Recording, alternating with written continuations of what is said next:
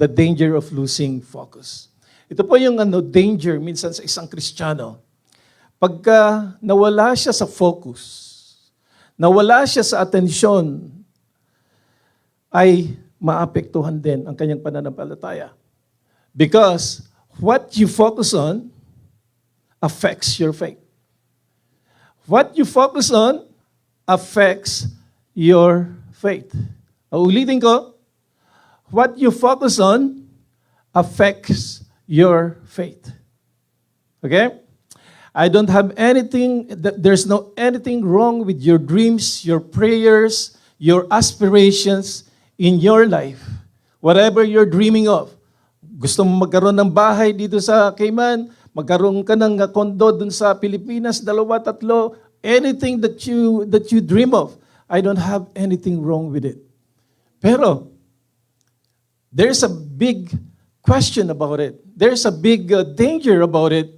If you are now focused on that thing that you are dreaming of, on that thing that you are aspiring of, and that the service of the Lord is set aside or na isang tabi, yung pag-serve mo sa ating Panginoon, there is a danger. Okay? There is a danger when napag-iwanan na imbes na si Lord ang susundin mo, si Lord na ang sumusunod sa iyo. Dahil you've been focused on something. You've been focused, you've been engrossed in those things that are not worth the value of going to God, of going to heaven. Amen? It doesn't help. Kasi ang lahat ng mga nakikita mo, alam po ninyo, that the world will entice you or tempt you in 3 things. Are you ready? 3 things.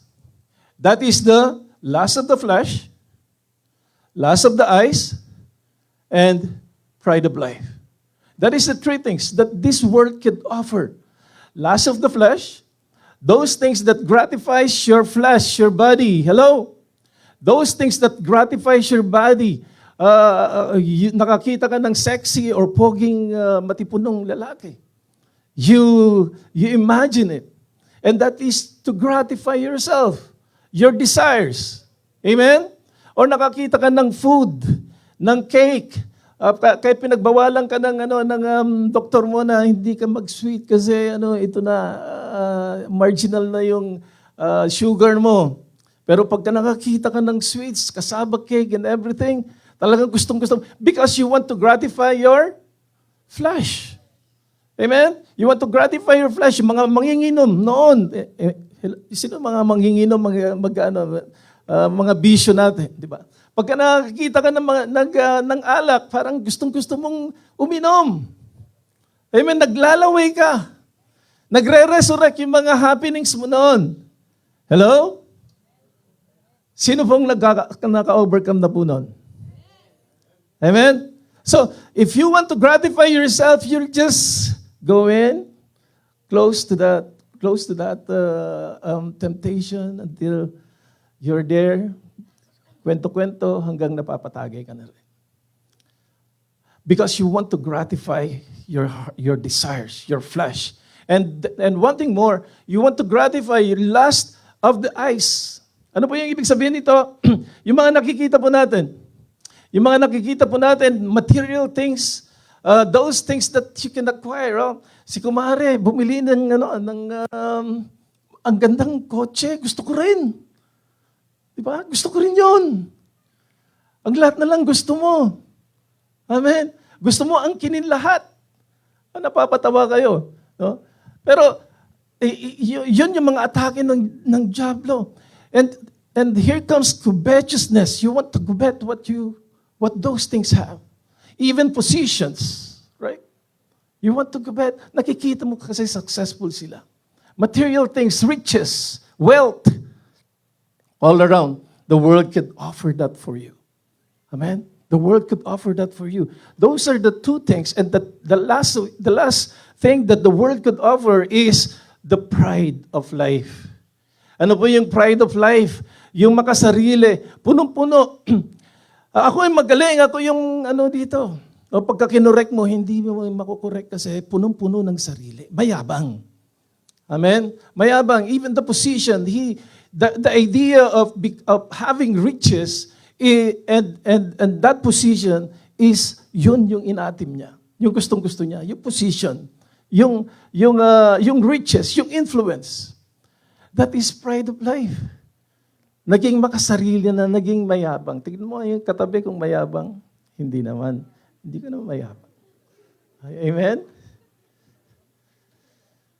Yun yung mga bagay na gustong-gusto ng ano. Pero sometimes, nawawala ng pwesto ang Panginoon. The Lord is now on the scene, out of the scene sa iyong buhay, kasi nangingibabaw yung mga bagay na yon. Hello? Nangingibabaw na, nawawala, nagiging clouded na. Pinagpe-pray ng pastor, you are having a problem, and the pastor pray for you. Okay, we'll pray for you. And that sinagot na ng Panginoon yung prayer niya, nawala na. At hindi lang nawala, nagwawala pa. You know? That's the problem. Napakadaling makalimot ang isang tao pagka pinagpala na, nawala na. Yung paghihirap niya noon. I'm not saying that utang na loob, it's not. Wala sa atin sa FCF yung utang na loob. Hello? Amen? Pagka tumulong ka lang, doon na lang. Amen? Huwag mo nang halongkitin ikaw at tinulungan kita noon na hindi ka nakapunta dito kung hindi ako. Huwag niyong gagawin yon. Ginamit ka lang ni Lord. Amen?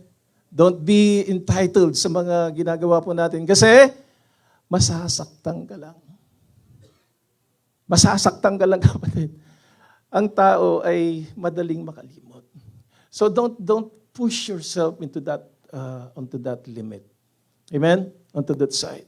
Pero ang ating Panginoon, sabi niya, what you focus on affects your faith. Sabi ng ating Panginoon dito, sa kanyang salita, looking unto Jesus, the author and the finisher of our faith. Anong sabi niya rito? Looking unto Jesus, the author and the finisher of our faith. Ibig sabihin niya dito, huwag kang tumingin sa tao. Amen? Hello? Maraming nasasala dito. Kasi tumitingin sila sa tao, yan naman, pastor pa naman. Ganito pala, akala ko perfectong ganito. Because you are idolizing somebody. You're idolizing your leader. You're idolizing your pastor or whoever that is. Lahat po tayo ay imperfect being. Don't put your things sa akin kasi I have a lot of flaws. My wife could tell you my flaws. Sikreto yon. Pero I'm telling you, because we are still in carnal state. I'm not saying that I'm not pushing myself into to make me holy. I'm striving. I'm still under construction. So, don't put, as I am walking, I'm in the process of walking to be perfect with the Lord. I'm not perfect. We are all in the process. Amen? So the best thing or the safest thing that you are going to do is look unto Jesus. Sabi ni Jesus sa kanya, sabi ni Peter, Lord, can you command me? Can you tell me to come? Kasi he wants also to walk on the water. Amen? He wants to walk on the water. Can you tell me to come? And all of that moment, all of that time, he is in full focus on Jesus because he wants to walk on the water. Amen? Kailangan, if you want something, you have to focus your life, you have to focus your attention to the Lord only before you step. Amen? And then, that very, very popular passage in the Bible, miracle of God, then Peter walked. No? Na-surprise siya talaga. Kaya, kailangan, pero sabi ng ating Panginoon, kailangan, you have to focus on me. Huwag kang mag-focus sa kung kani-kanino man.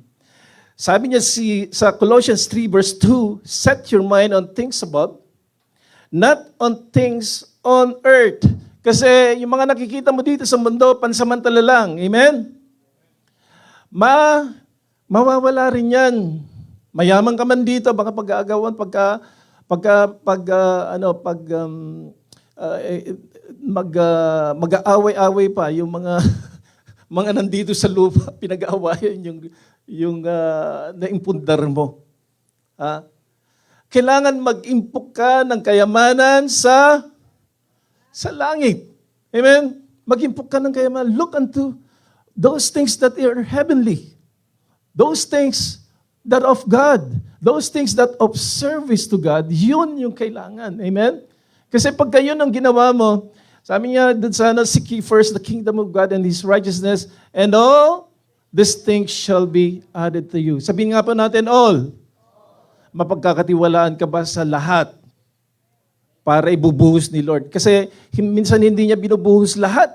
Kasi hindi ka napapagkatiwalaan ng bagay na napakalaki. Kasi baka makalimot ka. Amen? But if you seek first, if you seek all the time, the Lord, you will be safe. Amen? You will be saved. Amen? So, ang nangyari po, Peter stepped on water. Amen?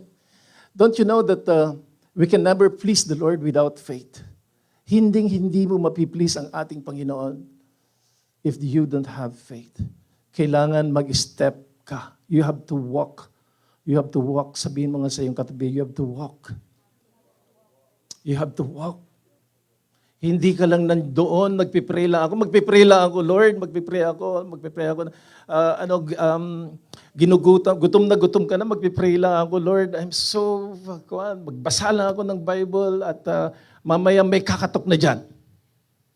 Hindi po ganun ang prinsipyo ng Panginoon. Maaring may mga pagkakataon. Amen? May mga pagkakataon, may mga milagro that I heard, but not always. Kasi hindi po tayo ginawa ng ating Panginoon para spoon feeding lang. Amen? You have to walk the walk. If you have faith, then you have to move. You have to move. You have to exemplify the faith that you have. Kailangan i-act mo yung pananampalataya. Amen? Minsan kasi natatakot po tayo na mag-step. I'm taking this risk, Lord. Ayaw ko muna. Natatakot, baka mapapahiya ako, Lord. Ayaw ko. We are stepping. You need the first step para ma-please mo ang ating Panginoon. Sabi niya rito, in 2 Corinthians 5 verse 7, for we walk by faith, not by sight. For we walk by faith, not by sight. Sabi niya, walk. You have to move. You have to step forward. Pag nag-altar call po ako dito, puno-puno ko ng problema at gusto mo magpapray sa ating Panginoon, nahihiya ka na. Nahihiya po ako dun sa Lord. Kung hindi pa si Sister Irma nag-push sa'yo, punta ka dun sa harap. O kaya si Sister Mida, punta ka sa harap. Kasi kailangan mo ng prayer. Sabi ni Lord, punta ka. Step. It's a step of faith. Amen? It's a step of faith. Huwag kang maduwag. Huwag kang maduwag, mga kapatid. Ang ating ginagawa po ngayon is we are doing the Rise and Build fundraising. The Rise and Build was being birthed last January. Sino po nandito ng last January midweek service? It was so awesome because we cast vision. We cast out visions that for this church. And almost all of the groups that was here, I grouped them. They draw that vision. They draw a building. Amen? They draw a building and maraming floor, may cross pa dun sa taas, ganon. And they present it here. They tell what their vision is. It comes from there. The rise and build that we are doing comes from that. It starts from January when we cast vision. And now, what we're gonna do? So we prayed. Amen? We prayed, even the prayer warriors prayed for it. But ang kulang is we have to move. Amen? We have to profess our faith. we have to act on that faith. We have to act on that vision. There should be something that we will gonna do. It's not only to draw, it's not only to pray, but to move. Amen? Kasi faith without works is dead. Amen? So, I'm so blessed because we have a set of fundraisers this day that very active. Palakpakan nga po natin sila. And I will put a picture on them. Yan, yung mga pictures nila kaninang madaling araw ata yan, at a couple of days. Nag-enjoy sila. Pero banda dyan, mga nandun sila, umagang-umaga, alas 3, alas 4 ng umaga. They've been sacrificing. And it's not only that they are there to cook and take. So I'm telling them, you're not doing it to me, you're doing it to God. Kasi pagka ginagawa lang po na ninyo sa mga tao, ito o kaya sa akin, mapapagod lang po kayo. Why are they excited? Why are they motivated to do those things? I commend Brother Chairman, Brother Erwin. Palakpakan na napunta natin siya na si Brother Erwin. Why these people was being raised by God? Kasi nakita ni Lord na ito anak yung mga magagamit mo. Ito yung anak yung mga itatap mo kasi they will work for it. Amen? They've been called. At hindi ko po but here we are in FCF, makikita po natin yung mga ministry talaga nag-work. Amen. I have a new Bible study this yesterday at West Bay sa pinangunahan ni Sister nasaan si Sister Josie? Sister Josie, palakpakan po natin Sister Josie. First Bible study sa West Bay na nangyari. Talagang bago. 4,000 kami, nahuli pa yung isa. Na-late pa yung isa. 4,000 na nga at yung isa, nakatulog pa. So, tignan mo naman. Ha? You beat them, mga kapatid. Kasi we also have a first Bible study there at Sister Anne's. Sister Anne, yeah, thank you for having us at your first Bible study. Four people that are new, and we are expecting one more. Amen? During that time. We have a great time. I have a great time. I'm so blessed. Kasi itong mga taong ito ay mga bago lang. Yung parang inosente na parang pagka nagpakanta nga inuuna pa nila yung mabibilis inuuna pa nila yung worship bago yung tapos nag-worship na, tapos ito pa pala. Ito. Nakalimutan natin. Worship kami. Mayroon pa yung inaasahan, kaya ko ba magpipray? Mga ganun ba? Diba? Talagang on top. Talagang inosente, talagang walang first time. Si Sister Vera, first time niyang di ba? Yung magsasalita ka, nag-interrupt sila kasi it's like parang jumble pero it's okay. I enjoy it. I enjoy the diversity, kumbaga. So that's how God moves, amen. So let's pray for all those new ones at sila po ay magkaroon ng patuloy na sabi ni Sister Josie, mas marami tayo next week, Pastor. So I like those kind of spirit, amen. And I'm so blessed in FCF because those have put people there willing to serve the Lord. Amen. If you don't have any D group yet, please plug into D group leaders. At meron po tayong 2 sa West Bay. At dito sa Georgetown, we have 4 in Georgetown for now. Pati yung But God is good. We have to step of faith.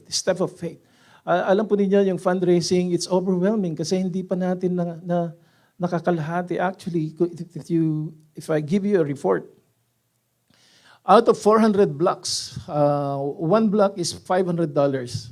And you could pay it installment in 6 months or one year. basis. And we have fully accomplished, fully paid 72 blocks. Amen? 72 blocks has been fully paid. Unpaid is 70 blocks. And available is 258 blocks more. At yung 258 ay yun yung the fundraising committee is trying to work it out on that 258 remaining blocks. At ang bawat fundraisers po natin, yung food for a cause po natin, ay minsan nakakakuha nung nakaraan nakakuha po tayo ng dalawang blocks. And the movie night, we have the 1 blocks. And probably this, I have faith that we could get 3 more blocks. Amen? So, pautay-utay, hindi mabilisan. Pero we are stepping our faith. Amen? Marami pa tayo. It's overwhelming. Talagang David and Goliath nga. David and Goliath. Lord, hindi pa sasapat to. Pero we are working on it. We are stepping on it. Amen? Because never that the Lord will be pleased kung wala ka pong pananampalataya. Amen? Amen. Palakpakan nga po natin si Lord. So, at that moment, talagang nakita ni Peter yung kanyang paglakad, no? Lumalakad na siya sa tubig, you know. God defies the gravity. Amen? God defies the gravity. Talagang lulubog ka dapat. Pero nagkaroon ng boisterous wind. He saw the wind. Nakita niya, sabi ng Bible, he saw the wind. Nakikita ba natin yung wind? Maaring yung manifestations niya. Siguro malakas yung wind kasi yung wind malakas na naramdaman niya. No? So, maaring siguro yung alon ay lumakas. Amen? Lumakas. So, medyo natakot po siya. Nag-doubt siya. Hello? Nag-doubt siya. Bakit kaya? First time, nakalakad siya. Pero, along the way, nagkaroon siya ng pagda-doubt. Pero saan galing yung doubt? Doon sa wind. Amen? Doon sa storm. Doon sa malakas na alon. Nag-doubt si Peter. At maging sa atin, tayong mga born again, sinasabi nila nung una, huwag ka sumali dyan kasi magkakaroon ka ng mas maraming problema pagka sumali ka sa born again. Di ba? Ganun yung konsepto ng iba, mas marami kang problema pagka naging born again ka.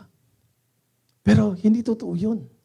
God is trying to mature us through those trials that we experience every day in our life. Amen? To keep you strong. Tingnan po rin sa eaglet, yung eaglet.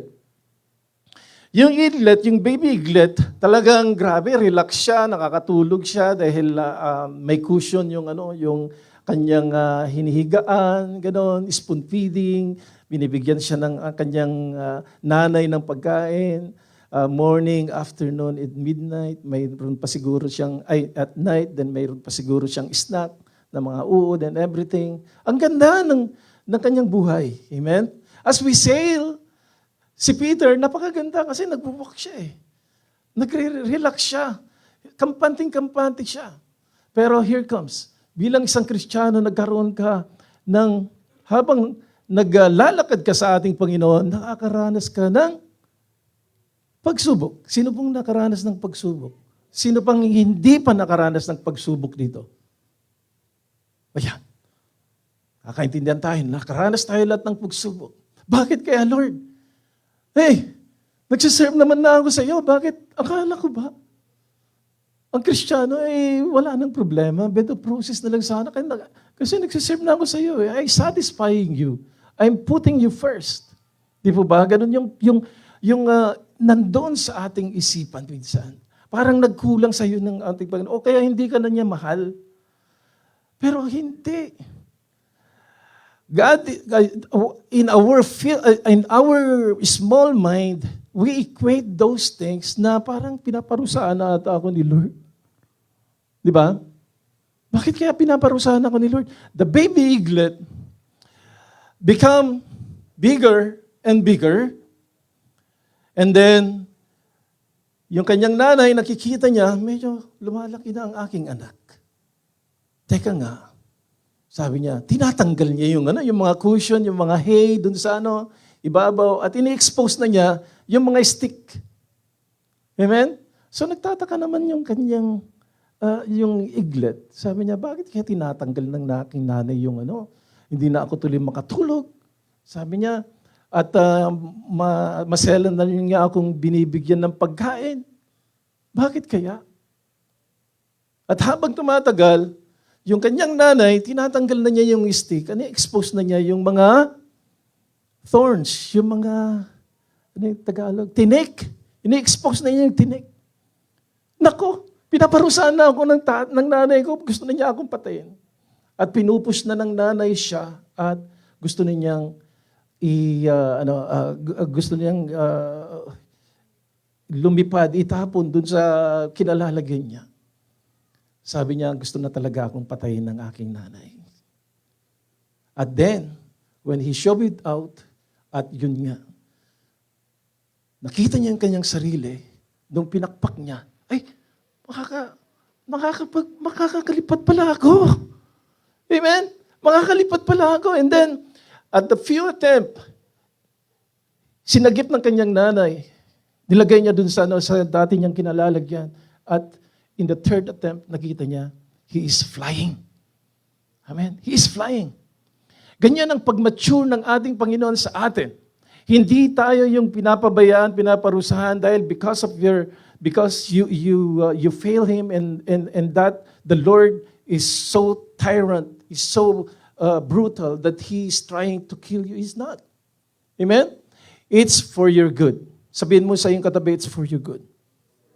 It's for your good. Alam po ninyo, every trial that we face, we have to learn from it. Amen? We have to learn from it. Ano po yung lesson ng ating kapatid na si Peter dito? The lesson is, when you have trials, you need to fix your eyes on me. You have to fix your eyes on me when you have trial. Kasi minsan nagagapi po tayo ng mga sirkumstansya sa buhay. Minsan parang lugmok ka na, nagkaroon lang kayo ng away or nagkaroon lang kayo ng diskusyon, parang ayaw mo na, o kaya hindi ka lang napansin ng pastor, ayaw mo na magsimba. You have to focus on God. You have to focus on God. Sabi ng ating Panginoon, you of little faith, napakaliit naman ng pananampalataya mo. Di ba? Napakaliit ng pananampalataya. Sabi ng ating Panginoon, in James 1:7-8, for let not that man suppose that he will receive anything from the Lord. He is double-minded man, unstable in all his ways. Nagda-doubt ka, you are unstable man. Unstable in all your ways. Alam po ninyo yon, yung hindi mo alam kung ano yung decision mo, hindi mo alam kung anong gagawin mo, wala kang direction, wala kang alam po yun, parang paalon-alon ka lang. You need to have the right decision. Amen? We need to activate our faith. We need to ignite our faith in our service, especially when you are in the midst of circumstances upon your life. Amen? Amen? Hindi ka mawawala. Amen? Sabi niyo rito in Philippians 4:6, be anxious for nothing, but in everything by prayer and supplication with thanksgiving, let your requests be made known to God. In prayer, do not be anxious. Huwag kang mag-worry. Huwag kang mag-worry palagi. Hindi, Pastor, concerned lang ako. Ayan. Pina-cute lang yung Hindi, concerned lang ako, Pastor. Hindi ako nag-worry. Di ba? Concerned ako. Don't be anxious. Don't worry. Don't be anxious about anything, but in everything, in prayer and supplication, haluan mo ng thanksgiving. Yung thanksgiving napaka-importante kasi hindi pa nagaganap sa iyong buhay, hindi pa nangyayari sa iyong buhay, nagpapasalamat ka na kay Lord. Amen. You are sealing. At nagpapasalamat na rin kami kay Lord. Tayo kay Lord dahil next time around, makikita na po tayo natin ang bagong church lot and building natin. Amen. Salamat, Lord. Say thank you, Lord. Amen. So, nung nagkaroon tayo ng problema, ano po yung ginawa po natin? Ano po yung what spiritual intervention when we have a problem? Anong ginawa po natin? Chinismis natin sa kumare or sa kumpare, sa kaibigan? Ganun ba 'yon? Anong ginawa po natin? Nag-pray. Yun. You have to pray. You have to pray. Sabi ni Peter, Lord, save me. Di ba? Ganun yung ginagawa ng mga anak ng Diyos. Amen? Huwag mong ipagchismis yung mga kwan mo. You have to pray for yourself. Amen? Let God involve on your circumstances. At sabi ng ating, the Bible says, though and in Matthew 14 verse 31, immediately Jesus stretched out his hand. Immediately. Amen? Nung palubog na siya at parang si Peter, hindi siya natatakot na lumubog kasi marunong siyang lumangoy. That's his trade. That's his skill. Amen? Pero nung palubog na siya, he need help. Kasi ang focus dito ay gusto niyang maglakad na tuloy-tuloy. It's not a problem na mamatay siya kasi marunong siyang lumangoy. Amen? But because gusto niyang maglakad sa tubig na kagaya niya. He wants to be spiritual. He wants to stick, he wants to focus on following Jesus. He wants to experience the miracle of God. Who wants to experience the miracle of God here? Minsan, kung gusto mong ma-experience miracle ni Lord, mag-stick ka lang, mag-focus ka lang kay Lord. And if you fall, you have to ask help. Amen? And God will immediately rescue you. Sabi niya rito sa verse nito in Psalms 37 verse 24, though he fall, he shall not be utterly cast down. For the Lord upholds him with his hand. For the Lord uphold him with his hand. Hindi ka pababayaan, kapatid, ng ating Panginoon. Nataon lang ang ating church, the FCF Church, ay binansagang the 11th hour. Church, miracle church. Hinahagip ka pagka nandun na ka na sa pagkasaalanganin na talagang hinahagip ka na eh. Natatawa lang din ako, di ba? Sa mga testimony na nangyayari sa atin. And this is attested, it's in the Bible, that God works in that 11th hour miracle of God. Amen? And I know and I believe that He will rescue us. We are professing our faith right now. We are activating our faith. Lord, claim ko na. Claim na namin, Lord. Amen? Claim na namin yon. Because you will work anyway. You will work. At hindi po kami mapapahiya pagka inilaan namin ang aming pananampalataya sa iyo, Lord. Amen? Palakpakan na po natin si Lord. So, let us to keep our eyes and focus ourselves in God. Amen? Tayo po ito mayo.